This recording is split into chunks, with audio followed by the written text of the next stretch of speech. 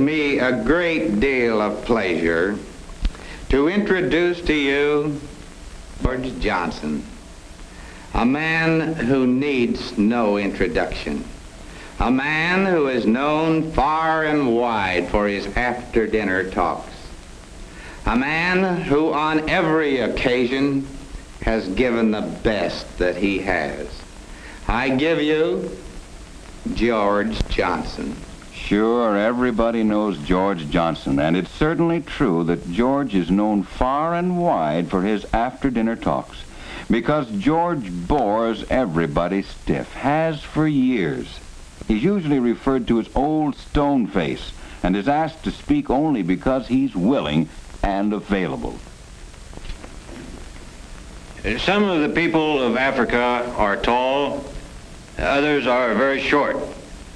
Some are fat, some are thin. You might say that Africa is a mixture of people of different sizes and shapes. George's audience wish they were somewhere else. Some of them small. This guy's terrible. Let's get out of here. Sometimes these I can't. He's my cousin. very fierce. The trouble with George is he isn't interesting. His topic is interesting, but he doesn't put it across. Now here's a young speaker who is really in demand, because he is interesting. As he talks, he paints a picture with words and with gestures. He leads his audience by the imagination until they almost believe they see the scene he describes. Some of the people of Africa are very short, while some others are very tall. Some of them are fat and others are thin. You might say Africa is a mixture of peoples of different sizes and shapes. Recognize the speech? Yes, the words are the same as George Johnson's, but what a difference. John is good.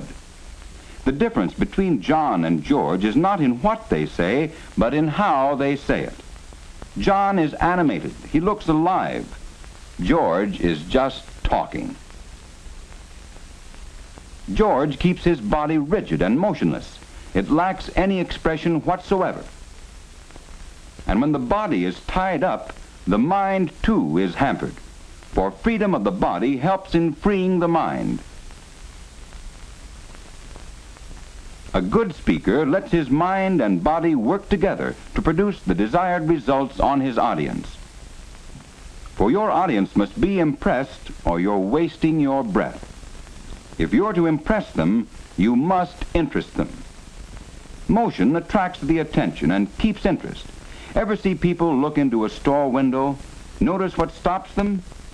Usually it's something that moves. Yes, motion attracts your attention, and if it's interesting enough, it will keep your attention.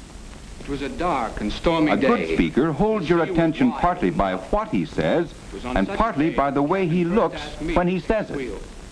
I clutched the large wooden wheel in my hand and gazed out over the bow. The bow would go up.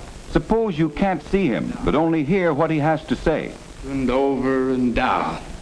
And soon my stomach likewise was going up. Yes, he's lost a lot of his punch. It was a bad day. A good speaker should be seen as well as heard. The average speaker, such as you and I, is usually afraid to make use of bodily motion in making a speech. He fears he will look foolish, unnatural, and affected. So he feebly waves a finger now and then to indicate that he's still alive, and lets it go at that. But watch that same speaker in a telephone conversation with someone he can't even see. By his expression and his gestures, he expresses mild surprise, mirth,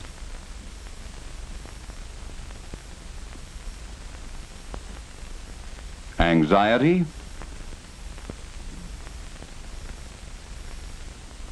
and even anger.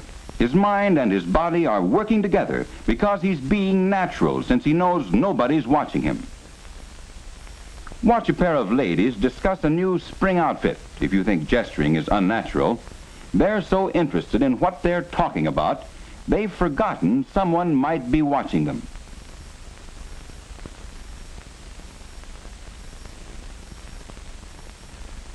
Their minds and bodies are...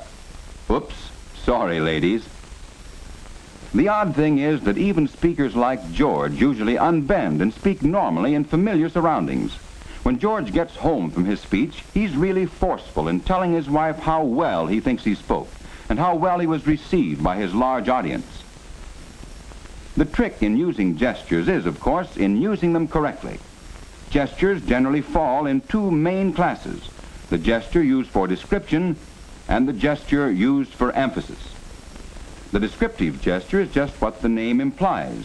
It helps the speaker lead his audience into the scene he describes by creating an imaginary picture. On that early October morning, the air was clear and brisk, and you could smell the bacon frying over an open fire. And above us loomed the majestic Rockies, being awakened by the warm, gentle fingers of morning sun. And we stood there, the two of us, side by side, and didn't speak.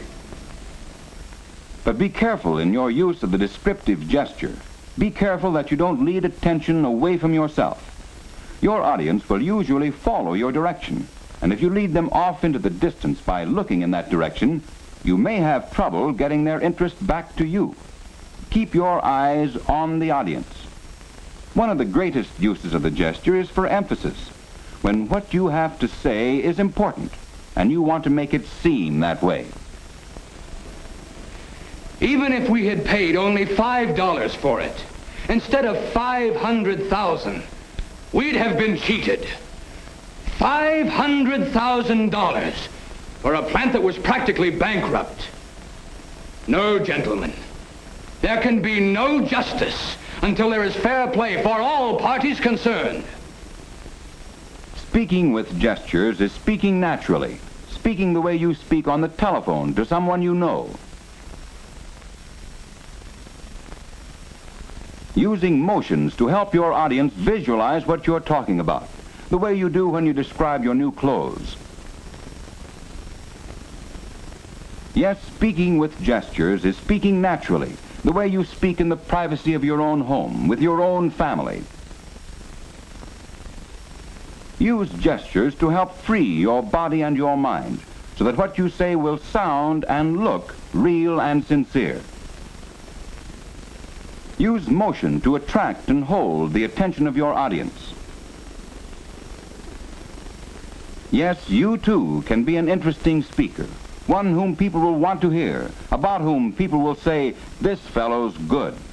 Then to you will come the satisfaction of knowing you are a good speaker. Having seen this motion picture, many of you in this audience will realize it was made especially for your benefit, to help you in your speech. Yes, this picture was aimed directly at you.